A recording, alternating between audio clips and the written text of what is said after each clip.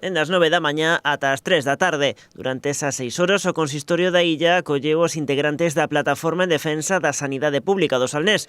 Esta é a primeira de 6 concentracións deste tipo que leva a cabo o colectivo en defensa da área sanitaria do Salnés. Segundo apuntan, a precarización da sanidade na comarca xa se ven evidenciando dende hai tempo. Algo que é palpable, que xa incluso tamén os usuarios da sanidade o estiveron vendo dende fai uns anos, foi a estrutura integrada Pontevedra-Salnés, non? Dende que somos OXI, perdemos servizos, perdemos xestión, perdemos persoal, cada día aumentan máis as listas de espera, en primaria está feita unha desfeita, vale a redundancia. A media mañá o colectivo tamén organizou unha concentración onde moitos dos veciños da illa xa se achegaron as súas inquedanzas sobre o futuro da sanidade na comarca. A xente está preocupada, non? Vendo todo o que estuvo, o que falábamos antes, o que estuvo acontecendo dende que somos EOXI Pontevedra-Salnés en perda de servizos.